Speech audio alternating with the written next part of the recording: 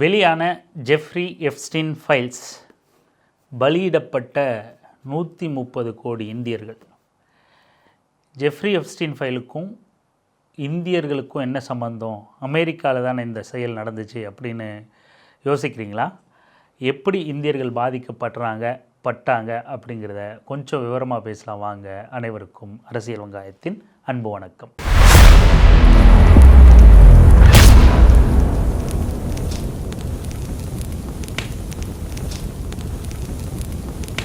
கிட்டத்தட்ட ஒரு வாரத்துக்கு மேலாக ஜெஃப்ரி எப்ஸ்டீன் ஃபைல்ஸ் குறித்து பல்வேறு விவாதங்களும் பல்வேறு சமூக வலைதளங்களில் வீடியோக்களும் ஆதாரங்களும் பகிரப்பட்டுக்கிட்டு அரசியல் தளங்களில் பல அதிர்வுகளை ஏற்படுத்திக்கிட்டு இருக்குது.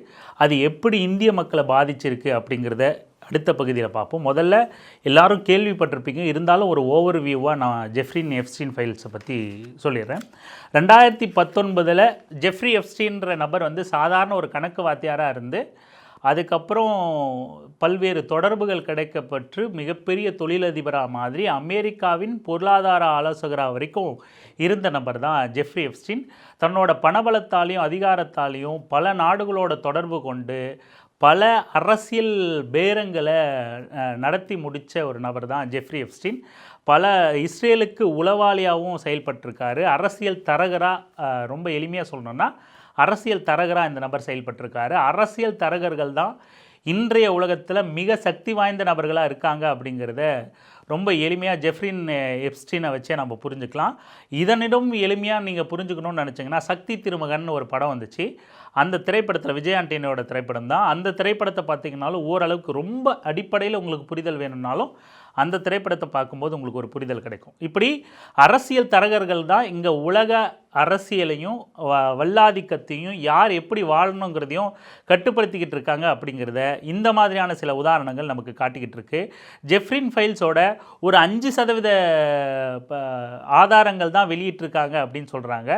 அதுவே மிக கொடூரமான ஆதாரமாகவும் நெஞ்ச உழுக்கிறதாகவும், அதை பார்த்துட்டா அதிலிருந்து வெளியே வர மனநிலையே இல்லாத அளவுக்கு நம்மளை என்ன சொல்கிறது, ஒரு மாதிரி ரொம்ப கொடூரமான அந்த அந்த ஆதாரங்களை வீடியோக்களை பார்க்கும்போது நெஞ்சே பதவதைக்குது. ரொம்ப சிறு பிள்ளைகளை 10 வயசு 12 வயசு 14 வயசு சிறுமிகளை கொண்டு போய் பாலியல் வன்கொடுமை செஞ்சது மட்டும் இல்லாமல் அந்த குழந்தைகளை கறியாக்கியும் சமைச்சு சாப்பிட்ருக்காங்க அப்படிங்கிறது அருவறுக்கத்தக்கதாக, மனிதத்தன்மையே இல்லாத மிருகங்களாக இந்த மிருகங்கள் வாழ்ந்திருக்கு அப்படிங்கிறத காட்டுது. இப்போது அந்த எப்ஸ்டீன் ஃபைல்ஸில் எவ்வளோ ஆதாரங்கள் இருக்குன்னா கிட்டத்தட்ட 35 லட்சம் பக்கங்கள் கொண்ட ஒரு ஆதாரம் அது. அதில் வெறும் அதாவது தியரி, வெறும்னே டைரி மாதிரி எழுதி வச்ச ஆதாரம் அப்படின்னு இல்லாமல் 1.80 லட்சம் புகைப்படங்கள் அதில் இருக்குது. கிட்டத்தட்ட 2000த்திற்கும் அதிகமான வீடியோக்களும் அதில் அடங்கியிருக்கு.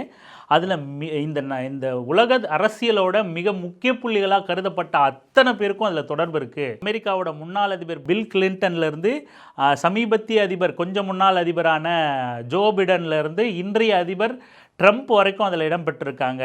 மிக முக்கியமான பிரபலங்கள், தொழிலதிபர்கள் மோடி வரைக்கும் அந்த எப்ஸ்டீன் ஃபைல்ஸில் பேர் இடம்பெற்றிருக்கு. மிக கொடூரமாக அந்த அந்த படங்கள்லையும் வீடியோக்களையெல்லாம் பார்க்கும்போது அதிலிருந்து மீளவே முடியல. அதை நினச்சி கூட பார்க்க முடியல. எப்படி அந்த மனநிலையிலேருந்து விடுபட்டால் போதும் அப்படிங்கிற அளவுக்கான நினைப்பை கொடுக்குது. பிஞ்சு குழந்தைகளை அவங்க கை கால்கள் அப்படியே, நிச்சயமாக அந்த புகைப்படங்களை நம்ம பகிர போகிறதில்ல. அது நம்மால் அந்த அந்த நினைவிலேருந்து மீள முடிய மாட்டேங்குது. உங்களுக்கு எப்படின்னு தெரியல. அந்த கை கால்கள் அப்படியே முழுமையாக இருக்க, முழு உடலாக இருக்க, அதை அப்படியே சமைச்சு அந்த கறியை திங்கிறது போலமான பல வீடியோக்களும் புகைப்படங்களும் பகிரப்படுது. சகிச்சிக்கவே முடியல. அதை கடந்தே போக முடியல.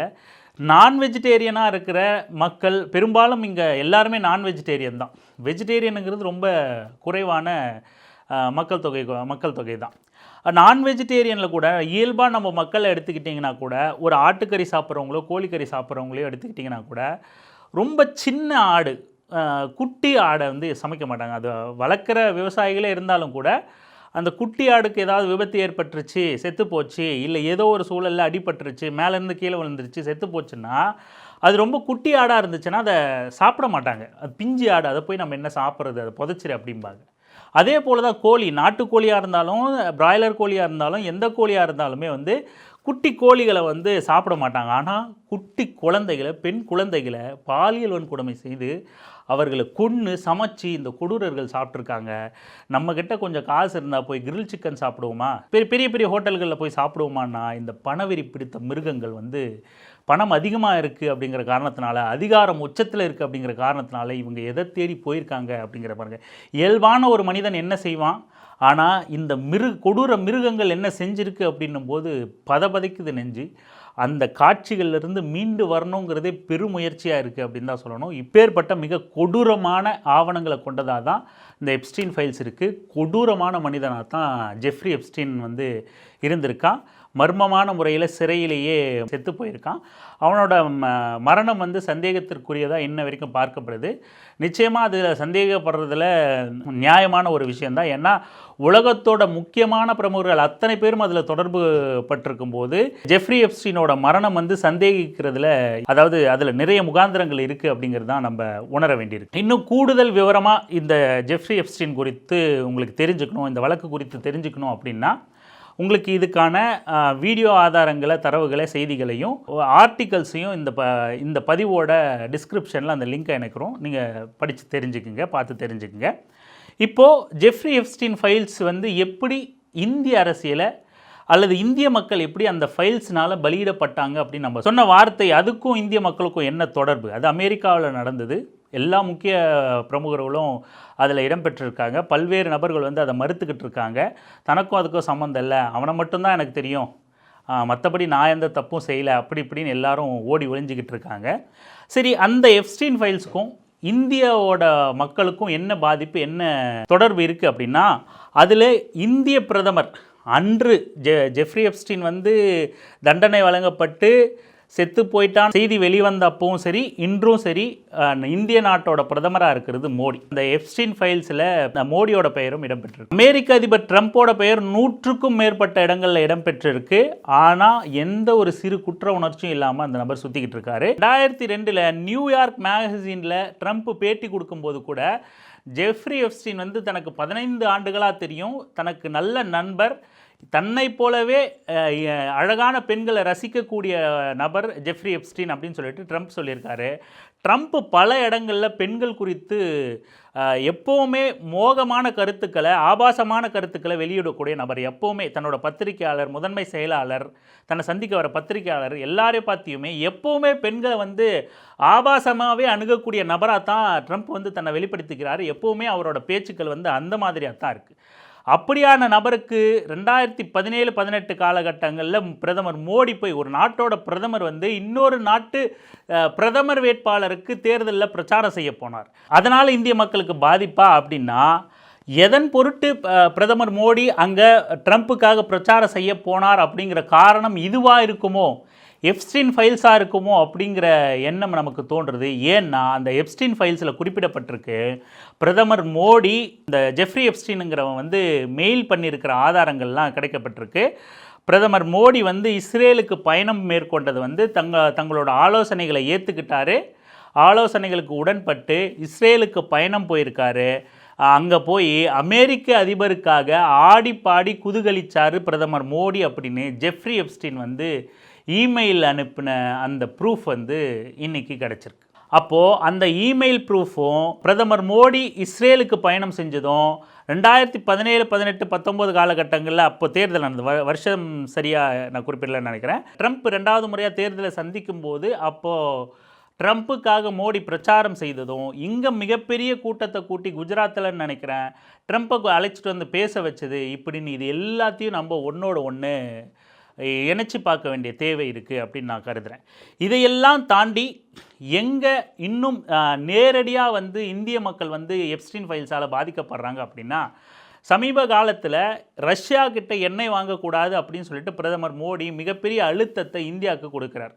இருந்தாலும் தொடர்ந்து ரஷ்யா கிட்ட எண்ணெய் வாங்குச்சு இந்தியான்னா தனி முதலாளிகள் தான். அம்பானி நிறுவனம் தான் எண்ணெயை வந்து கையாளுறாங்க. தொடர்ந்து ரஷ்யாவிடம் வந்து எண்ணெய் வாங்கினாங்க குறைஞ்ச விலையில். இருந்தாலும் அதிபர் ட்ரம்ப் வந்து தொடர்ந்து மிரட்டலையும் அழுத்தத்தையும் கொடுத்துக்கிட்டே இருந்தார். இந்தியா வந்து ரஷ்யா கிட்ட எண்ணெய் வாங்கக்கூடாதுன்னு. மாறா தனக்கு சாதகமான வெனிசுலா கிட்ட இருந்து தான், தன் கட்டுப்பாட்டில் இருக்கிற வெனிசுலா கிட்ட இருந்து தான் எண்ணெய் வாங்கணும், அமெரிக்கா கிட்ட இருந்து தான் எண்ணெய் வாங்கணும் அப்படின்னு டிமாண்ட் வச்சார் அமெரிக்க அதிபர். இருந்தாலும் அதை கடந்து போய்கிட்டே இருந்தாங்க மோடி அரசாங்கம். இதோட கூட கிட்டத்தட்ட 23 ஆண்டுகள் நினைக்கிறேன், 23 ஆண்டுகளாக பெண்டிங்கில் இருக்குது, பேச்சுவார்த்தையில் இருக்குது அமெரிக்க இந்திய வர்த்தக ஒப்பந்தம். அமெரிக்காவோட விவசாய விளைபொருட்களையும் அமெரிக்காவோட வளங்களையும் இங்கே இறக்குமதி செய்கிறதுக்கு ஒப்பந்தம் ஒன்று நீண்ட காலமாக வந்து நிலுவையிலே இருந்துச்சு.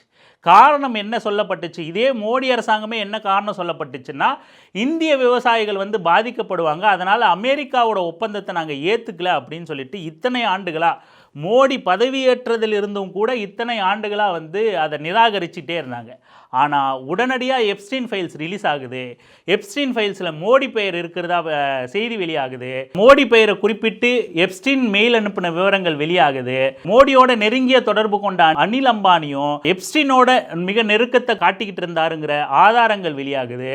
பல புரோக்கிங் வேலை வந்து அனில் அம்பானி, மோடி, எப்ஸ்டீன் இவங்களுக்கு இடையில் நடைபெற்று இருக்கு அப்படிங்கிற ஆதாரங்கள்லாம் வெளியாகுது. உடனே மிக நீண்ட காலமாக ஒப்பந்தத்தை கையெழுத்தாகாமல் இருந்த அமெரிக்காவுக்கும் இந்தியாவுக்குமான வர்த்தக ஒப்பந்தம் இறுதி பெறுது, கையெழுத்து பெறுது.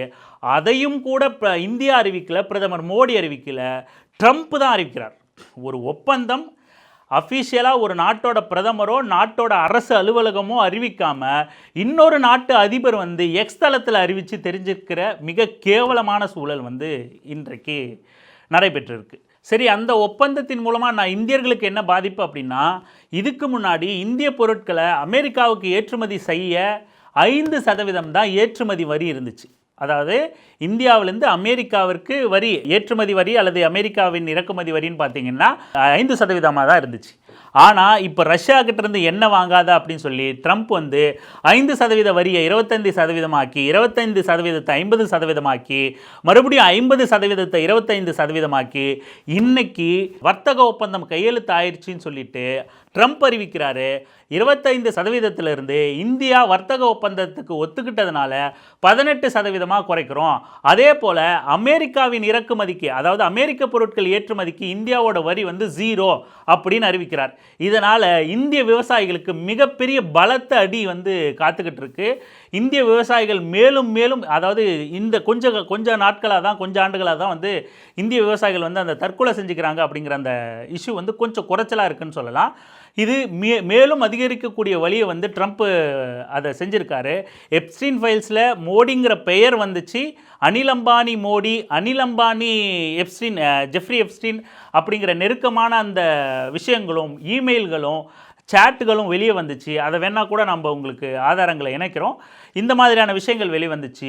உடனடியாக நீண்ட காலமாக பெண்டிங்கில் இருந்த அமெரிக்க இந்திய வர்த்தக ஒப்பந்தம் 0% வரியுடன் வந்து அமெரிக்காவுக்கு சலுகையோடவும் 5லிருந்து 18% அப்படிங்கிற இந்தியர்களுக்கு தண்டனையாகவும் ஒரு வர்த்தக ஒப்பந்தத்தை மோடி அரசாங்கம் ஏற்றுக்கிட்டு, அதையும் அறிவிக்க துப்பு இல்லாமல் அமெரிக்க அதிபர் இப்படியான ஒரு ஒப்பந்தம் ஓகே ஆயிடுச்சு எல்லா அறிவிப்பையும் அமெரிக்க அதிபர் சோஷியல் மீடியா வழியாக வெளியிடுறாரு. அப்படிங்கிறது எவ்வளவு பெரிய கேவலம் இந்தியாவுக்கு.